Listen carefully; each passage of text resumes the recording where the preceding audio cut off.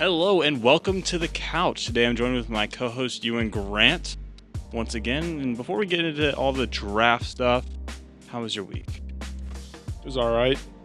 A lot of work, a lot of homework, a lot of studying. How was your week? Same.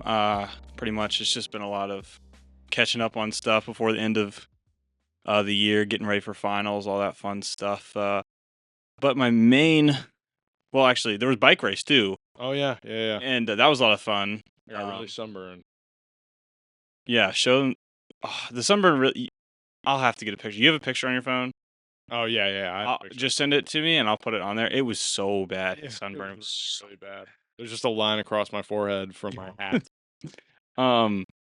But yeah, that was this week. But it's just been studying for finals and the draft, obviously. And that was this was a really good draft, really exciting.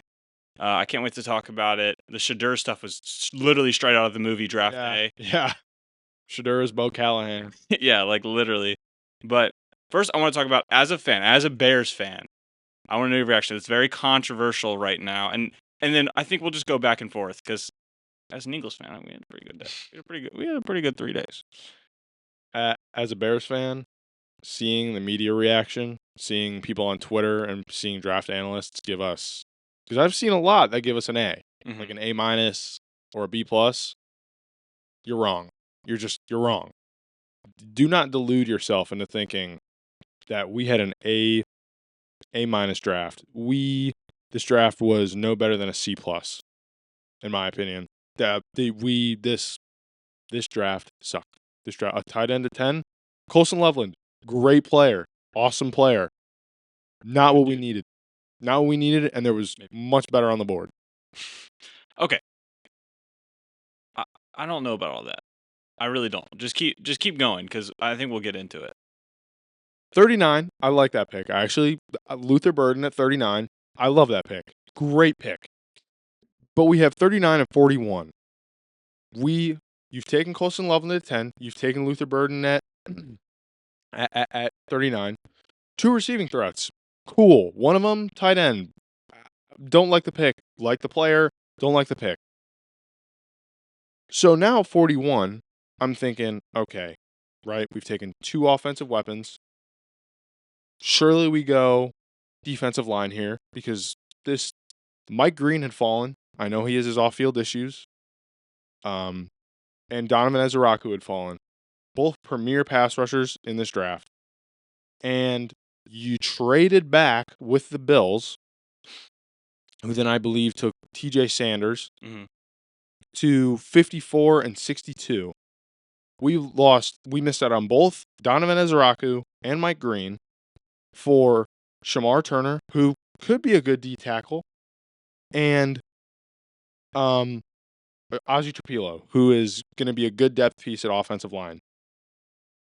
The only position you addressed within the first 2 rounds, position of need, was offensive line help, and that was depth, which we need a backup offensive tackle for Braxton Jones. So that was a decent pick. But you missed out on 2 guys who I think could be plug-and-play guys. Okay. You're clearly frustrated. I just want you to look in the camera and just vent the frustration. Because you were not happy. You almost broke our door when you found out. I saw the Colson Loveland pick, and I came back and slammed our door so hard, I thought it literally broke the lock. Or like I was not happy with the Colson Loveland pick. Just vent it. Go ahead. It's stupid. And then we take a 7th round projected. I don't know if he was even projected to be drafted. Ruben Hypolite, the linebacker out of Maryland, maybe? I forget where. In the 5th. And then we take another corner. Our corners are fine. We take Zoff Frazier from, I don't know. To be fair, the school has a cool logo.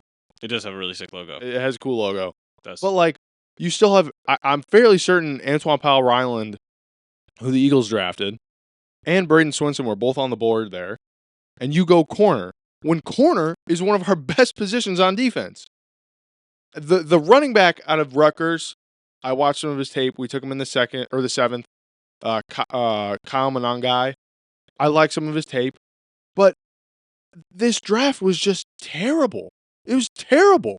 There's no reason There is no reason to justify giving this draft a B plus or an A minus. This is a C plus at best draft, and I get that.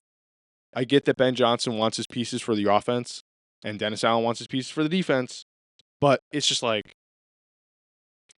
you messed it up. You messed it up. And I just want to say, as an Eagles fan, thanks, Howie. You guys had an incredible draft. I really like the draft. Thank you. Jahad Campbell at 31. Who'd you guys have in this? Who'd you guys take in the second? That is when we took Andrew Mbuka. Well, we traded back in the second to the third. Andrew Makuba. Yeah, for the safety. I wanted him too. Yeah, that was also something we needed. Safety. Jaquan Brisker gets a concussion every other day, and Kevin Byard is 75. So we didn't take a safety at all. And APR and Cameron Williams were great value. Yeah. Beautiful. Yeah. Beautiful. And coming off the Super Bowl, I couldn't ask for anything more. Sorry, Bears suck. You guys are probably gonna make the playoffs next year though. Like I really don't understand the outrage from Bears fans because you guys are going to make the playoffs. I don't know. Even in the NFC North, I could see us being last again. Well, the Vikings have JJ McCarthy at quarterback. I don't think and they lost a lot of pieces. And I don't think that the Lions are still going to be really good and they're going to win. Yeah. But like, who else in the NFC is really going to pose a threat? Packers. I don't know. We'll talk about that later. But yeah, thanks, Howie. Also, sorry, this is our second take of the intro because my Pepsi exploded everywhere after it had been sitting here for like 30 minutes. So, Grandpa Tim, that is why I drink Mountain Dew, not Pepsi. Also, I just took a sip of that and it was absolutely disgusting. Here, this is all you. Actually, it's not diet. Can't have that, yeah. I know. But, well, too bad. Next, just before we get into any of the serious stuff, I want to ask. There's a debate going around on Twitter right now. 100 men versus one gorilla. Who you got?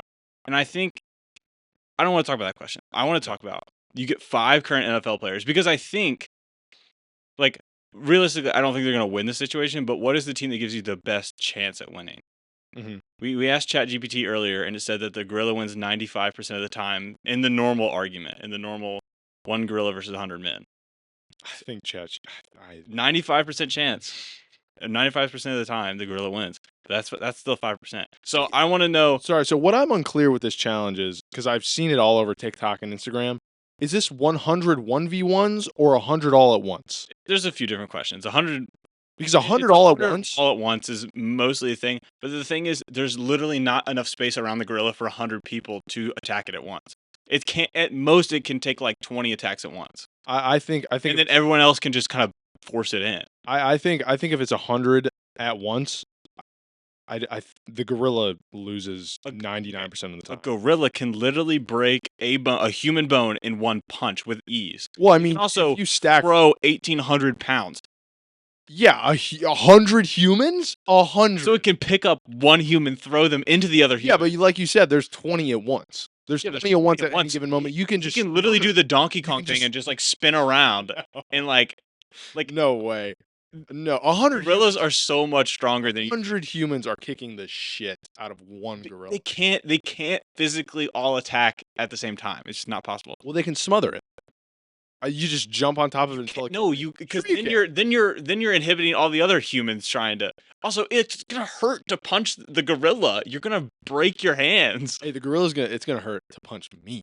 Yeah. Okay. Yeah. Anyways, but I want to talk about what 5 current NFL players could beat one gorilla. I think in this situation, because I think that 5, I don't think they have a shot really. But who has the best shot? So my team, I think is Myles Garrett, and that's like obvious.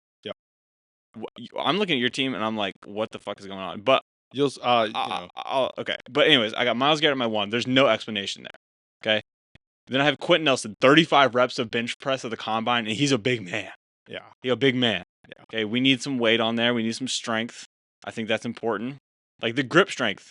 That's another thing important. You can't punch the gorilla. Your fists aren't going to do anything. You're going to have to claw. You're going to have to bite. This is going to be scrappy. And then I got DK. He's the all-around fighter. I think he's a mix of what we want. He's fast. He's strong. He's 27 reps at the combine.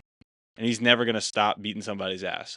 I mean, every Seahawks game. He always wants to fight. Every Seahawks game. And then Jordan Mailata. Used to play rugby. 365 pounds. He's strong, fast, and bulky. give me those 4. And then at the 5, we're gonna need somebody to start the fight, right? Give me George Pickens. He is going to start beefing with that gorilla even before the gorilla knows there's 4 other dudes there. He's gonna start beefing with him. And I think that with that distraction, we might be able to get a jump on him. Is the gorilla running press or man? Or I'm sorry, press or zone? The gorilla is throwing them across the battlefield. But I see your strategy, so you can go ahead and explain. You had strategy to yours. You had justification for each player. I just went pure mass. I just went pure big dogs here. We got Andrew Billings, number 1. I had to throw a Bears player in there, and he is, as far as I know, by far the heaviest Bears player. 311 pounds. Big nose tackle. Vita Vea, 346. Brand new Buccaneer Desmond Watson, 460 pounds. Trent Brown, 380 pounds. And Daniel Falele, also 380 pounds. That is almost a ton of people. Just 5 guys. 1,900 pounds is what you 1,900 pounds. Yeah. Almost a ton. Okay. I'm just going straight mass versus this gorilla. But you literally put underneath it that gorillas can lift 1,800 Put pounds. that. Oh, I did? Yeah. Oh, okay. Gorillas can lift 1,800 pounds. So if you get 1,900, also that was the lowest end. By that, it was 1,800 to 2,400. Is that just picking up, or is that like picking up overhead? That's like it was. I think that's like to picking bench up. press. What? Yes, Nah, I don't know. but like because gorillas' muscle fibers are completely different. than Yeah. humans. But they also have a natural protection to blunt force, can crush and deform objects that would require a machine to do if you were a human. Like literally, the gorilla could grab any one of their heads. It doesn't matter how heavy they are, just go and like. I think any of my guys has a better chance than DK or George Pickens. No, those nah. I have strategy to mine. Yours is just like let's send 3 bowling balls Yeah, exactly. and hopefully he can't move them all. Nah. Perfect. There's no way. My team's got a shot. Well, neither of these teams are winning. No, neither of these teams are winning, but they will have a good shot. But anyways, I think it's time we move into the draft stuff. I want to talk about our favorite draft picks. Let's be positive for a little bit. Yep. And I'll go ahead and start. We'll take turns. I really like Malachi Starks to the Ravens. This guy really wanted the Eagles to take. He fell right into the Ravens' lap. And it just fits. Like I don't know why they were on the board, and I was like, they're gonna take Malachi Starks, and they did. And I think that it's really gonna help that defense who kind of struggled, especially against the run last year. They were surprisingly bad against the run, and so I think that he is a really good run defender as well as a pass defender. So I think that he's gonna make a great fit in Baltimore, and I think he's gonna have a really great rookie season. Yeah. Him and Kyle Hamilton are gonna be scared. Yeah, and they picked up his option, I think today or yesterday. And so I honestly think he has a chance to win Defensive Rookie of the Year. He's going to be such a good fit on that Baltimore team. I'm really excited. My first favorite pick, I mean, I wanted Genty. I wanted him really bad. But him going to the Raiders, in my opinion, was one of my favorite picks of the draft. Oh yeah. It just fits. Like it just fits. I think honestly, this is probably in the first round the pick that fits the best. It's just you're giving Pete Carroll his Marshawn Lynch. So, I think, oh shit, I'm definitely gonna try to take Genty in fantasy Oh yeah. first round Oh, yeah. because they are just gonna be running him up the gut. And they have a good line too. Yeah, and they drafted guys. They drafted guys for that line too. So I really, really like that Genty Raiders pick.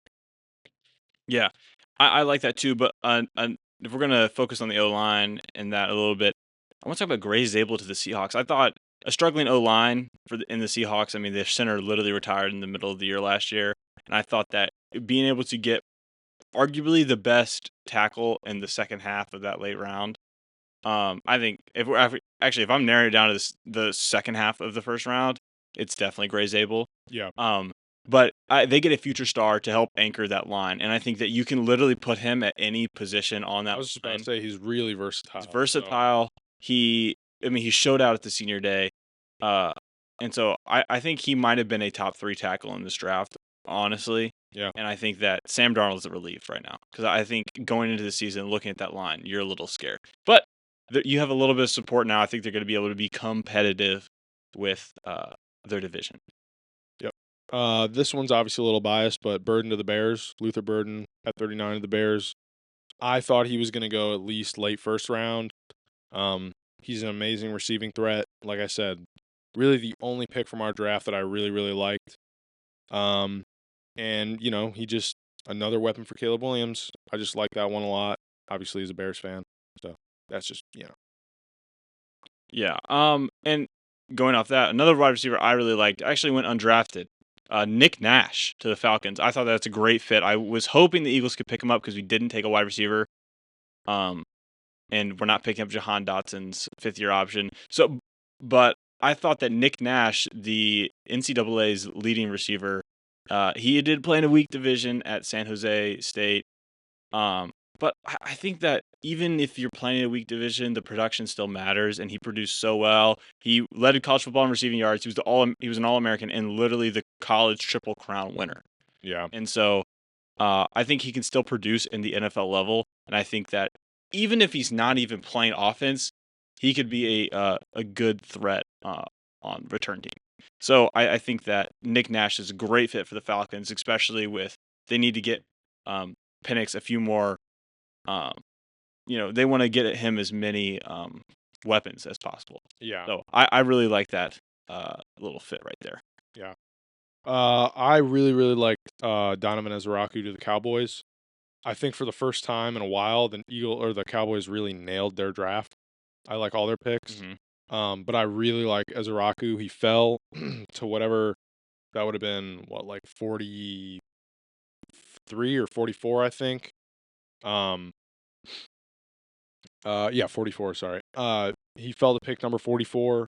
They have Micah Parsons, who they still need to extend. They just signed their main D tackle Osa Odezigua. Whoever that guy is, they just signed him to a deal. He's solid, and now they have another very polished pass rusher along that D line. Honorable mentions for them are Siobhan Ravel, Jaden Blue. I didn't mind that Tyler Booker pick. I like that Tyler Booker pick. I like Tyler Booker a lot. That was a guy who I thought the Seahawks would take. Yeah. Because again, their interior was so bad, and I think that he could have improved that. But yeah, Tyler Booker is a great pick. I agree. The Cowboys did have a really good draft, despite in some of these other years that they've kind of struggled, especially in the early rounds. Siobhan Ravel falling to the third was not something I would have expected either. Yeah. But, yep, that's my third favorite pick. And then my last favorite fit is Cameron Williams to the Eagles. We took another tackle, and he dropped right into our lap, and I was really happy about that. He kept falling. He's a big development project. He's a raw prospect, but I think that the Eagles are the best fit for him because of our offensive line coach, Jeff Stoutland. He is legendary.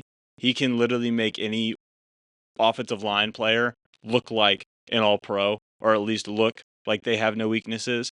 And I think that he'll either be a solid depth piece and eventually become a star. I think that that's probably the goal. I mean, it's obviously the goal, but I think that's probably what will happen is because he's big, he's athletic. It similar to the Kelvin Banks situation where I thought they were both more raw prospects, but I am very excited to see where Cameron Williams ends up playing for the Eagles in just a few years. Yep, and then my last favorite pick was Braden Swinson of the Patriots. They needed some pass rush help, and Braden Swinson fell all the way to the fifth, which I think is crazy. And he's someone that I wanted. An honorable mention would be APR to the Eagles. I mean, again, just a really good pass rusher that fell way too far. Yeah, I think APR falling it's kind of interesting because he had so much production and he didn't necessarily play in a weak conference. He's great technically. He's technically sound, but it's just he is so undersized and his arms are so short. I think that's why teams were kind of not willing to take a chance on him. But hopefully that'll pay off. I'm really excited to see Antoine Powell-Ryland play. Yeah. But now let's move on to head scratching picks. I don't think that these are necessarily bad players at all. For me, I think that just sometimes it doesn't fit with what's going on in the organization, and some teams want to go best available, right? Yeah. You're like, okay, this guy, he's falling, he's best available, we're just going to take him because you maybe not like some of the other fits, and that's fine. But I think that sometimes teams don't necessarily think it through all the way. Yeah. My first one is Dylan Gabriel to the Browns, and honestly, when he got picked over Shadur, that was surprising. But at least from the standpoint from the organization, if they still needed a QB, they didn't really have a outstanding guy or a guy they could plan for in the future. And I think I think their goal is to look into next year's draft more. But then they took Shadur, and any sense that him of taking Dylan Gabriel was thrown out the window. Yeah. I mean, I don't understand why you take Dylan Gabriel in the 5th, I think. Or they moved no, sorry. I don't understand taking That was Dylan the Gabriel. 4th, I think. Yeah, I don't think I understand taking Dylan Gabriel in the 4th and then in the 5th trading up for Shadur. Yeah. That like they trade in front of the Eagles because apparently we were supposed to take him, but they trade up to take Shadur. It doesn't really quite make sense. They have 5 quarterbacks on the roster. There's really no idea who's going to start because they're Yeah. all kind of around the same level, I think, if they want to try and win. And I think there was just other prospects that could have been taken to help out the team, like especially earlier on, like Charles Grant, Ty Felton, Jalen Royals. Like I just think that there were some guys around this area where if you're trading up, if you're taking a QB and then trading up for Shadur, Yeah. I think you should have traded up sooner or taken some of the other guys. So, that was a really head scratching move. And if you want to go in, we'll take turns on this one too. Sure, yeah. So my first head scratching pick was Tyler Shuck to the Saints. I don't know if it's show or shuck. I've heard it's Shuck. different I've heard everywhere. show. I'll go with Shuck is like the sound he makes when he throws the ball because it's like a cartoon character watching the play. It's so weird. He Or at least some of his lowlights. I don't. Yeah, I mean, but from what I saw, it's just like Shuck. I bet he makes that sound. That's what I'm saying. He makes that sound when shuck. It just like, and they took him like fairly high. I want to say they took him. It's pick 90. No, 90 pick something. 40. 40. Yeah, Dang. it was their That's second round pick. I'm thinking about Tyler Shuck. Dylan Gabriel. I'm just confused. Yeah, I agree, and I have heard some things that he's the most experienced guy. I mean, he's the oldest, one of the older quarterbacks in the draft, and Yeah. I think they wanted somebody to be a locker room guy. Mhm. I just that's what I've heard why they've liked him. I just looking at his lowlights, like the one play where he takes the ball and he does like a pitches it weird up in little the stumble air, and pass. it's like It's gets like, picked what off. is happening? And then the stuff at the draft where he's like playing with the ball out here and he throws a sidearm like to nobody and it's like, what are you doing? Like, I don't know. I was very confused with that pick as well because like Jalen Milroe's there. It's not like Tyler Show's old and you're gonna get good years out of him. Yeah. He still needs to, he still needs to translate to the NFL, and it just doesn't. I just didn't understand it. There's no upside to that because it's like if you're gonna take him, just let Spencer Rattler start. Yeah. Like I don't know. Yeah, I don't. That was a weird pick. And then I got the Texans taking both Iowa State wide receivers, and I like both these guys. I like Jaden Higgins and Jalen Noel, and they're both great players. But their offensive line is literally me times 4. Like it's 5 of me, and I don't understand why they did not hit on that until later. Yeah, And, who like, take? Who I they don't take even- in the first round. They took let me pull that up. They took That was hold on, I can't pronounce his name. Irsay in the second. Ariante Ursa. Did That's they the not? only tackle they took. Dude, they though. didn't have a first round pick, did they? No, they Because- traded it back. Was it with with the the Giants or was the it with the It's with the Giants. Okay. But they took Irsay in the second, which I think was a great fit. I just think they should have done more there. And I think taking Jalen Noel with the next pick, Yeah. it just seems like and also, why are you trading out of the first for a receiver? I mean, Josh Simmons was right there. Yeah, like I was really confused about what was going on with that whole situation. and then them taking both Iowa State wide receivers because they still have Nico Collins and they still have oh my gosh, what's that guy's name? Tank Dell. Tank Dell. And so I was really confused about that. But I will say it's not the worst because they went best available, or at least on their board. And I think that, you can never run short on receivers, but I don't know who CJ Stroud's going to be throwing the ball to. It's going to be quick slants every time. Yeah. And then you can go to your next one. So this one isn't on the doc that we have. Oh, okay. Just because I'm going off the dome with this one. I wrote the entire Bears draft, but I already did that. You've already complained about that. I already complained. The Titans taking Oluwafemi Oladejo in the second was just a massive head scratcher for me. From what I understand, and from what I can find online, he hasn't played since 2022. He's like a very raw outside linebacker edge prospect. Hasn't played since 2022. Played for UCLA. 0 career sacks. Minimal tackles. That's not true. He played last year and he had 5 sacks. I can't find anything about that. I can't find anything on ESPN about. ESPN does a terrible job of when players get drafted. They just kind of erase all their stats because it's when they get drafted now. It's like, well, when I was looking before the draft, they didn't have any stats for him after 2022. So I assumed okay, maybe I'm wrong. Sorry guys. I just assumed he had stopped playing. No, here, I'll put it in the docs. But I mean, he only had 5 sacks. He had 5 sacks. Yeah, he had 5 sacks. And then did he have any stats in 2024? Or? Yeah, that was in 2024. Oh, what did he do in 2023? Here, you can look. But I just put the thing in there. But in 2023, he had 1 sack and an interception. And then he had in 2022 he had a forced fumble and a sack. But I think that it's not all like, I don't know. Yeah, I mean, even those stats are not good. He had a pretty high player ranking. He was the 13th ranked linebacker, which is weird because I don't know how they consider if this is NFL Draft Buzz. I don't know if they consider outside linebacker.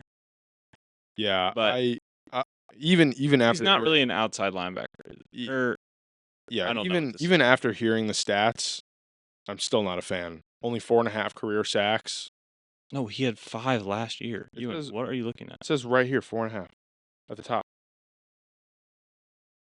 He has 7 career sacks. Okay, 7 career sacks. Still not good. What are you looking at? The top, his 40 time? No, the sacks. Top right. I don't know. Maybe we're looking at. What the hell is that? Yeah, that's wrong. It has his tackles, right? Yeah, his tackles says 57. 30 solo tackles. Yeah, that's all last year. That's his 2024 stats, but it still says 5 sacks down there. Anyways, I would not have wasted a second round pick on him, even after seeing these stats. I get he's a developmental guy, but no, still a head scratcher for me. It looked like he had a pretty good combine. He had decent measurables at the combine. Yeah, and I mean they're not going to be competitive this year. I think if they want to go out and try and get some guys they can focus on. Yeah.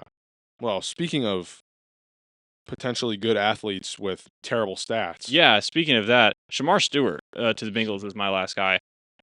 I honestly don't mind. The stuff with Shamar Stewart doesn't worry me as much. Like the production's not there. Hold on, let me finish what I'm saying. Okay, yeah. Doesn't worry me because I think that these are NFL coaches. They're in the NFL and not college for a reason. They're going to be able to develop him more and make him better. So he's going to get better no matter what, right? I don't think he's going to get worse. He could only get a little bit better and still not be productive. And I think that as the Bengals, if you're looking at it like that, why are you taking him? Yeah. You have no one on your defense. And you have to be competitive. This is the time right now. You have Joe Burrow, Jamar Chase, and T. Higgins on your offense. You need to be competitive now. You need defensive playmakers. Only Trey Hendrickson on that defense. Yeah. And I think that they should have gone somebody else in the first round. Jahdae Barron was still there. And that's what I'm saying. Like, there's a lot of defensive playmakers who are going to be able to start and make an impact day one, and they did not take one. And it's like, why are you planning for It's like the day before your wedding. Instead of focusing on your wedding, you're focusing on your retirement. Yeah. You're planning for your retirement. It's Yeah. not like, yes, you should invest in your retirement, but probably not today. Like it just makes no sense. Like I was just so confused with that. What was the rest of their draft? Because I've never liked Look Shamar at all. Stewart as a prospect. Not in the first round. And they did go. They got that linebacker out of Clemson. I like Carter. And then I mean they did. They went guard and defense primarily. Demetrius Knight in the second. Like literally Dylan Fairchild, Jalen Rivers. 5 out of their 6 picks were defense. So I Raj think they Rhodes. did. Oh, Barrett Carter. Okay. Yeah. I think that they did a good job as like getting defensive players, but you Yeah. have the 17th overall pick. Why are you taking the project then? Yeah. It kind of blew my mind there. Yeah, I saw that Shamar Stewart pick and I was like, oh, they blew it. Yeah, I was They like, blew it. it just and it's nothing against the dude. I think that he has all the measurables to be a great player. But I think that you have to get with somebody. His fit for me was the Broncos. Their defensive line coach completely revolutionized some of those players' career. Like They got Nick Nick Bonito. Bonito and the Allen dude. Yeah, and hold on, let me. It's not It's Zach everyone. It's Oh yeah, their defensive line was phenomenal this year. I was writing something about this. I don't know where it is, but yeah, like he's so good, and I think that if he went there, that's the team that's gonna not necessarily fix him, but help him improve. And I think I don't know, the Bengals were. I don't understand what their draft board was looking like. Yeah. Yeah. My last kind of head scratcher for the first round, at least. Well, this is a first round pick. I'm not saying it was a bad pick. It was just kind of a Bears dichotomy here, where it just wasn't what they needed. I feel like, and for me, it was Jahdae Barron going to the Broncos. And we were Julian and I were talking to a Broncos fan in one of our classes. I could have sworn they were going to go Marion Hampton because I think they need a running back. Mm-hmm. And Marion Hampton is the consensus RB2 here. He fallen to 20. I would have taken him if I was personally, if I was the GM, I would have taken Marion Hampton. And don't get me wrong, Jahdae Barron, great prospect. He's going to be a good corner. I just think when you have Pat Surtain but no great running back, you go running back. I have something really interesting I want to pull up, but I need to find it. About their defense. Hold on. The Broncos defense? Yes, but you keep talking.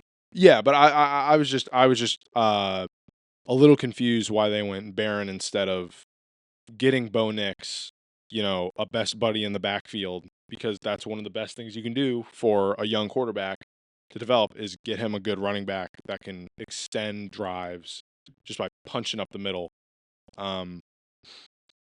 Yeah, I was just a little confused by that.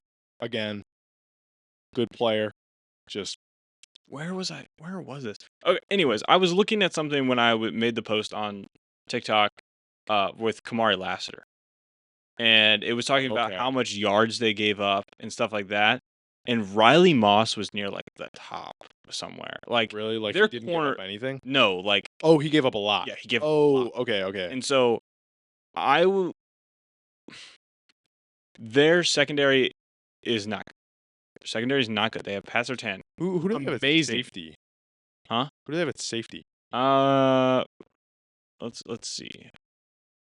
Because I think didn't they just get? I looked at Broncos safety, pulled up a game where they got a switch. Yo, my laptop is dying right now. I have no idea who their safety is. Just for context, the current Broncos starting running back room is Audric Estime, Jaleel McLaughlin, and Michael Burton.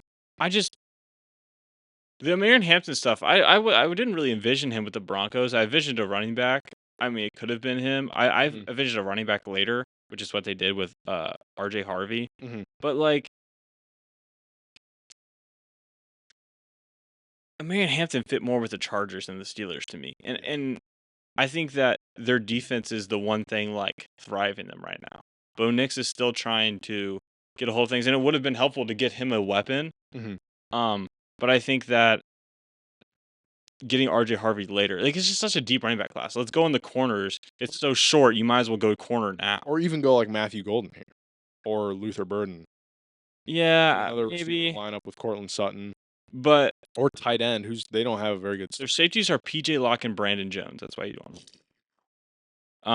Damn, then I maybe would have gone Malachi Starks.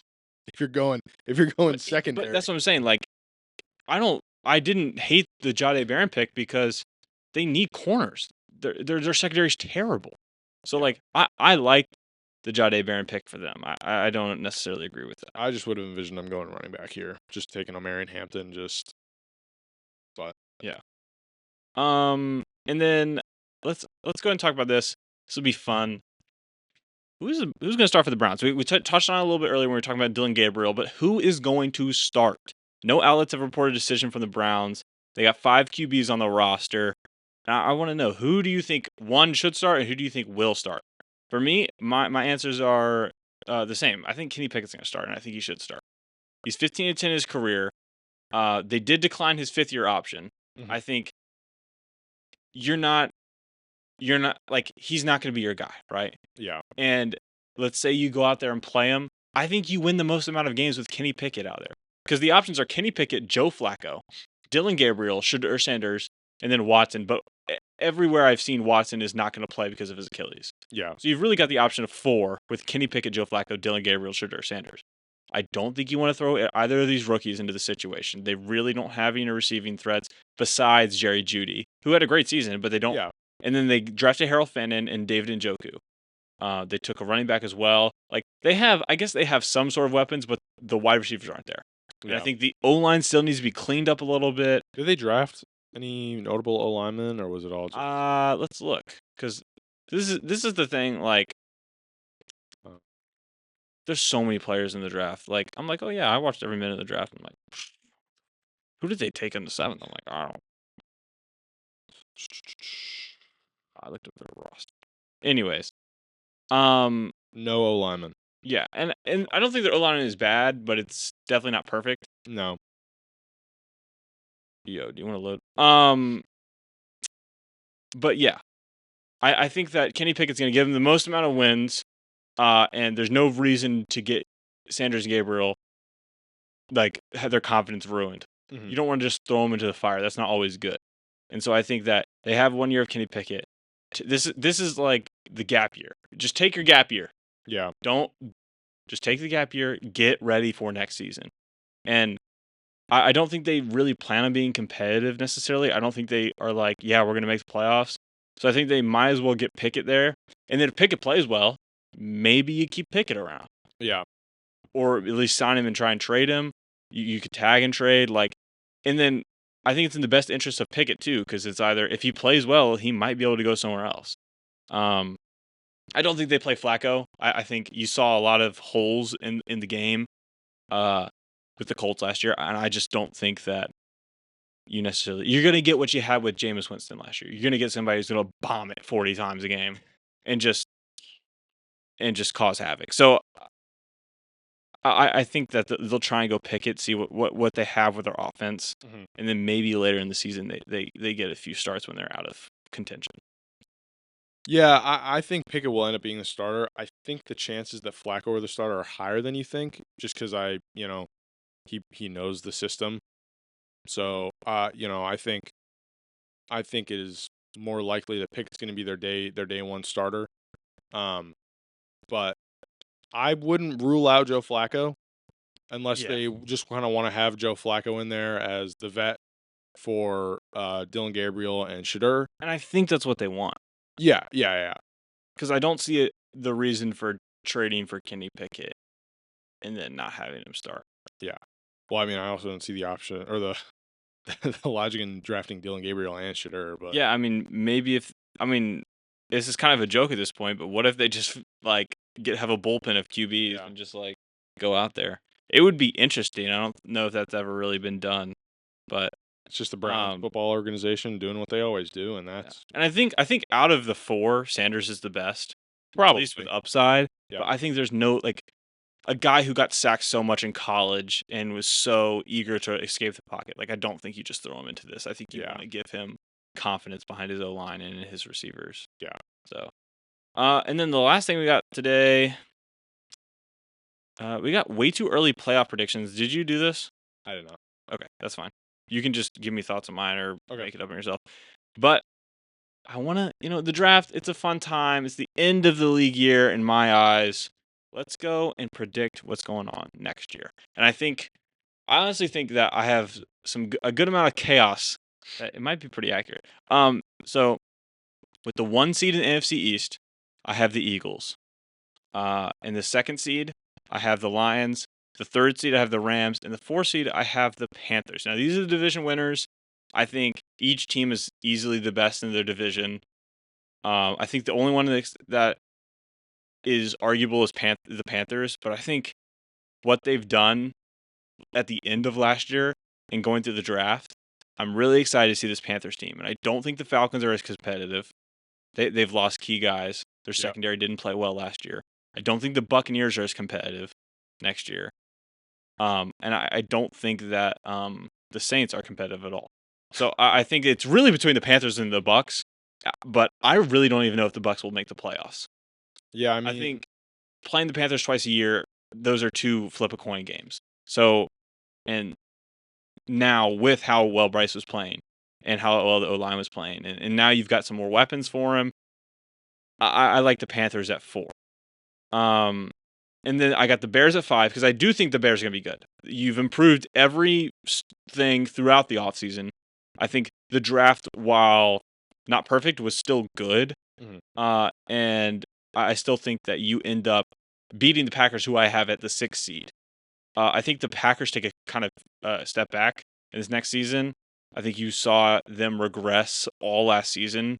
Like they started hot and just regressed and regressed. And I Yeah. think that they're really not going to be as competitive as they were last year. I mean, they lost to us last year. That's like Yeah, like that's how much they regressed. They lost to you guys and then got destroyed in the first round. Yeah. So, I think that they end up being the 6th seed this year. And then at 7, I have the Commanders. I think sophomore slump is a real thing. I think that Laramie Tunsil at left tackle, I don't know if that's going to be right. Yeah. Debo as the wide receiver 2, I don't think that's going to be right. But I still think they make the playoffs because Jay Daniels is so good, and the way that team is built is really interesting and good. So that's what I have for the NFC. For the AFC, I got the Bills at the number 1, the Ravens at the number 2, and the Chiefs falling to 3. And that's because their line, they lost so much on the line, they were exposed in the Super Bowl completely. Yeah. And you saw Yep. how bad they got exposed. I think that Josh Simmons is going to help a lot, but it's not going to completely fix it. But when you're with Mahomes, you're not going to do worse than the 3 seed. Yeah. And then I have the Colts at the 4 seed. I really think they win that division. With how bad the Texans O-line looks, I don't see any way that they get the run game going. I don't see any way that they can pass the ball for any amount of time. Their defense is scary. Yeah. But I don't think there's any way they set the tone on offense. And I think it's going to be similar to what happened with the Bears in the first 4 games, where their offense is doing nothing and their defense is playing amazing. Yeah. But when you are constantly on the field, you're going to be tired. You're going to make mistakes. And I think the Colts, honestly, end up making the 4 seed because this division is so terrible. Like, they have the Jaguars, the Titans. I don't think either of them are very competitive. And then I think the Colts are the most well-built out of the 4. Like, they made really good moves in the offseason. I think their draft was really good. So I think the Colts end up making the 4 seed. But that's just because they win their division, not because they have a better record than any of these other teams. And then at 5, I have the Chargers. I don't think you can deny how good Justin Herbert is. Yep. I think that while there are playoff doubts, this is the regular season, so we don't got to add any ifs or buts. Yeah. He's got receiving weapons now. His O-line is there. He's got a good running back. I think the second year of Jim Harbaugh is going to be better than the first. Broncos at 6, I think similar to last year. Sean Payton's going to be able to take Bo Nix and continue working. I think they're going to continue to be better. I think the defense is going to be better. I think they become the 6. And then the 7, I have Patriots, a team that I don't think a lot of people think are going to be very good, but I think that they've kind of done everything. I think they've had a very similar offseason to the Bears, if not the best offseason. Mhm. They've added so much depth everywhere. They've improved the defense. They've improved the line. Will Campbell's there now. They gave weapons to Drake May. I am excited. Now, Stephon Diggs, I don't think he's going to have a huge, important role, but he is going to be there, and he's going to be a force in the locker room. He's always going to have his good games every now and then. I still think the Patriots are going to be good. And now I'll talk about the notable team missing, and I'll go through that. But first, I want to hear your reactions to my early playoff predictions. So for the NFC, I do actually like the Panthers as a sleeper for the 4th seed, just because, like you said, it's really between the Bucks and the Panthers. Well, I also hate the Buccaneers, so that's that's probably another. But they also They always do the Eagles dirty.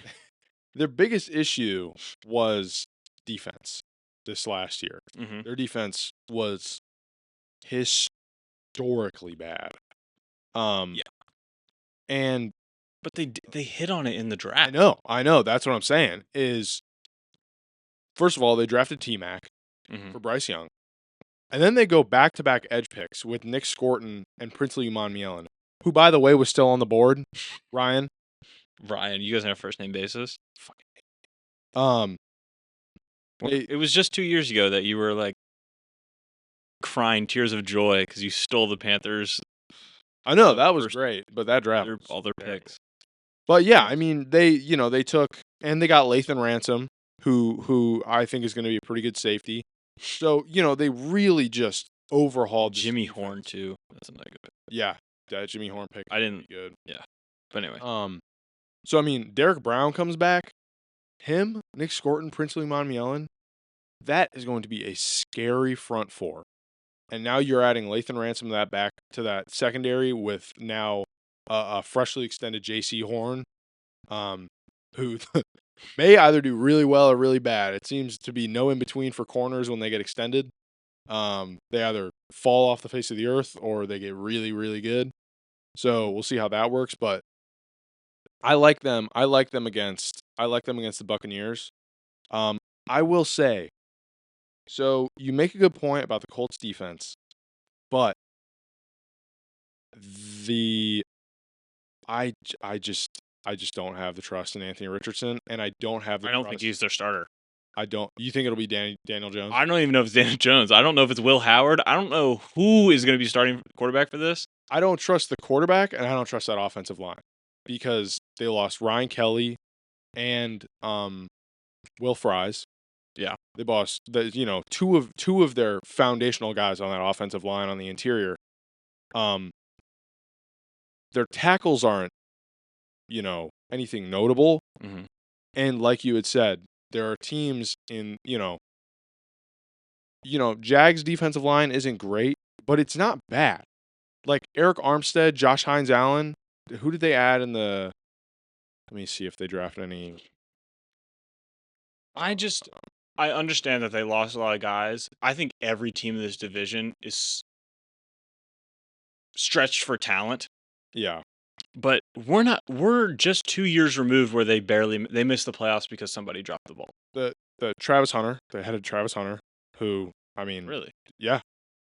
They added another corner, Caleb Bransaw, for the Jags, sorry. So like they added guys on that defense in the secondary that the Texans defensive line is very scary. Danielle Hunter, Will Anderson, that is I would not be surprised. It's very scary. I would not be surprised if the defense alone makes the Colts get swept by the Texans. And then what's the fourth? I'm totally blanking on the fourth team in that division. Last year they lost by two week 1 to Houston, and then by 3 the next time they played. And and those were Anthony Richardson's best games, I think, by far. Yeah. Actually, New York was a pretty good game. Oh, the Titans. Oh yeah, the Titans. I don't know. Cam Ward. Maybe he's the truth. and this is what I think. I think a lot of these teams go 7-9 or 7-10, 8. Yeah, it's like But it's a close to 500 it's record. it's hard to predict. But I think that through the draft, or sorry, not Will Howard, Riley Leonard. That's who they took. Oh Anyway, yeah. the Colts, like, I think that Anthony Richardson get better, and I think we're only 2 years removed as well of Daniel Jones being a starting quarterback and a playoff starting quarterback. Yeah. Like, he is not good. He's not like a top 15 quarterback, but I think that this team is so much improved. They're going to be better than last year. They were 8-9 last year. Yeah, I mean the Tyler Warren And- edition was very good. It's just like they were second last year and the Texans were first, and now the Texans lost so much and they lost this much. Like, the Colts are going to be better now. I think they'll be better. I just think the O line is the biggest. The O line and quarterback are that's the the- biggest doubt. And can their receivers catch the ball? But Outside honestly, the receivers are a problem. But a lot of it last year was it was a mix of Anthony Richardson overthrowing dudes, Yeah. missing throws, and the receivers dropping it. And I think that, like, a lot of the times they would drop it, it's because they got somebody on their back. Yeah. Like, and they should catch it. It hits them in the hands, they should catch it, but it's not necessarily an easy catch. And so I think that the Colts honestly have a shot to win this division.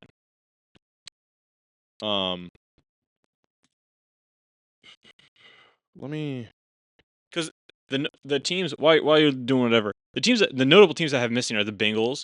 I think their defense once again is going to kind of screw them. Mhm. The Texans, we already kind of talked about that. The Cowboys, I think once again they missed just because of the Bears, Packers, and Commanders being better.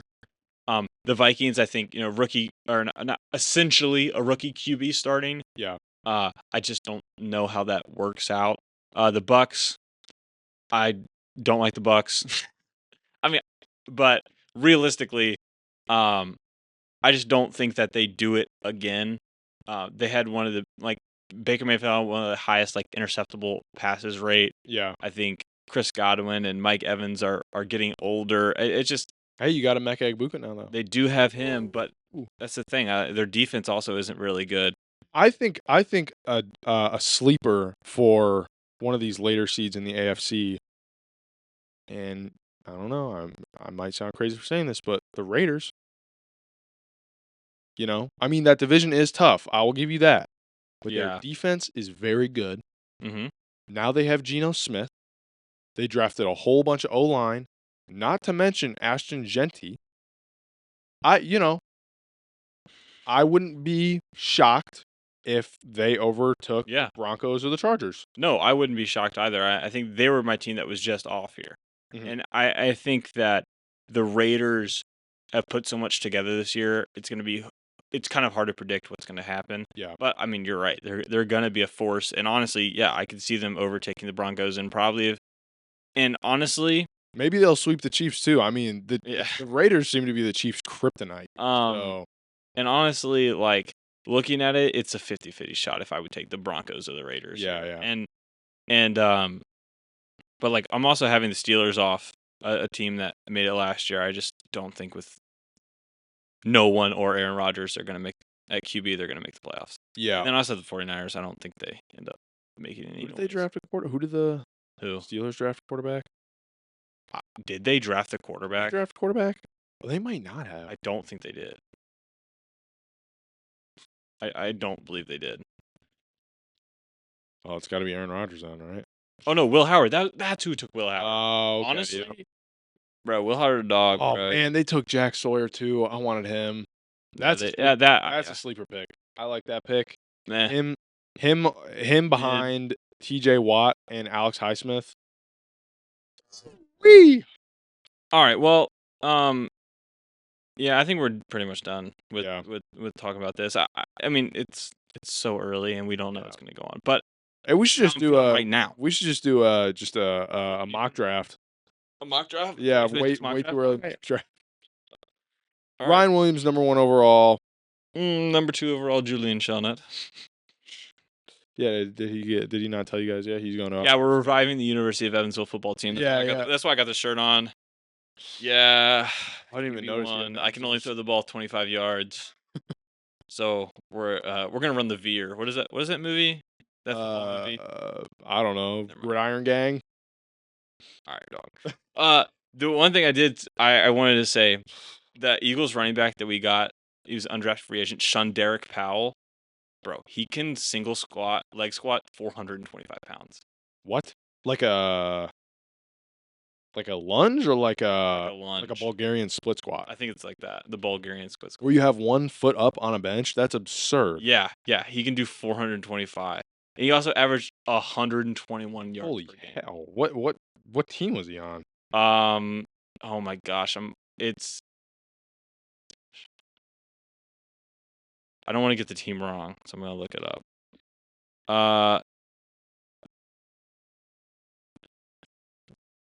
Wait, where is everything just says Yuka. Oh, Central Arkansas Bears. Oh, the Bear! Oh, Central Arkansas Bears. Their jerseys are tough. They're purple. Dude, Yeah, sounds here, like, yeah. Sounds like it sounds like a collision of you and Grant and the. Yeah, it's Bulgarian split squats that he can do. That's insane. 495. 495. 490. I don't know where I got. Shunderick Powell. Yeah, Shunderick Powell. Squat. The TikTok video popped up immediately. All right, let's see this. Let's see this bullshit. Hold on. Facebook is low. Bro, his quads don't even look that big either. Wait. No offense, Shunderick, but if I saw you walking the street, He was supporting with his arms and he had a safety bar. Don't count. That's like a. He didn't push with his arms at all. He's supporting with his arms. Don't matter. He's It doesn't matter. He didn't He's gonna push be a with his bust. arms at He's all. gonna be a bust. He's gonna be a bust. He's gonna be a bust. I mean, he didn't hold it for very long. He's gonna be a bust.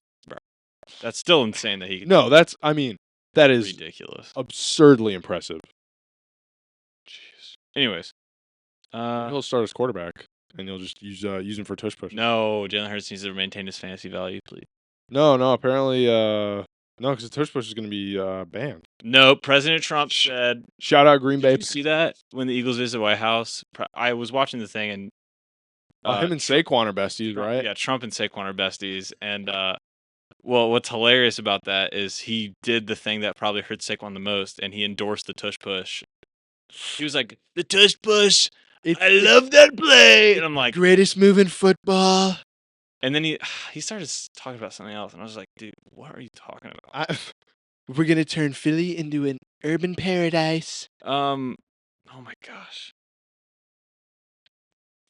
He started talking about something where he was like, "I don't like that very much." What? No, Minorities?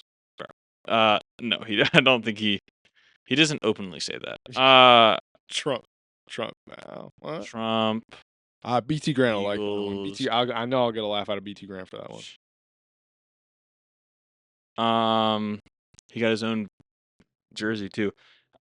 Oh, did he? Mm-hmm. What does it say? What did he say? 45? Was it 45 or 46 or 47? I mean, because that they do his presidential number, right? Is he technically? Yes, he's the 47th. 47. I don't think he's now 49th because Joe Biden was in the middle. I think he's still 47, right? Yeah, he should. Right. Be 47. He should be. I mean, running 2 term or 1 term doesn't. He's not a new guy. I think because there was a term in between, he counts as like the 47th instead of the 40, because he was 45 when he was elected in 2016, and Joe Biden was 46 in 2020.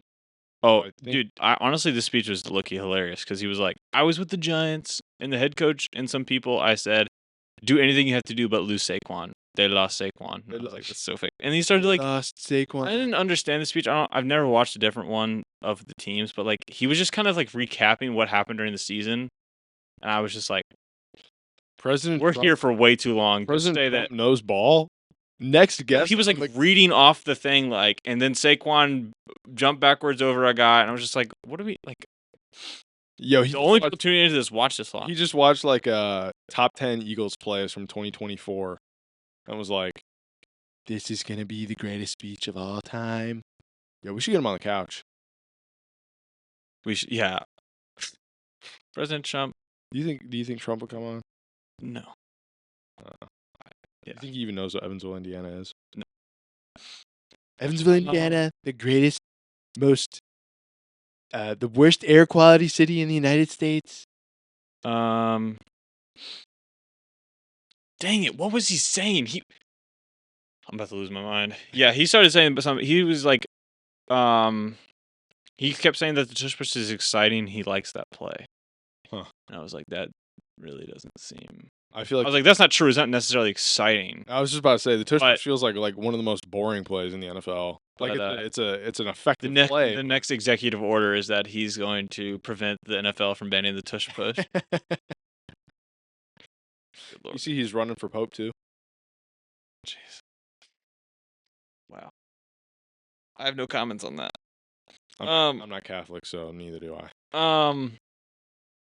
Anyways, but yeah, that's it for today. We had a long episode, but That's all. season finale. Boom.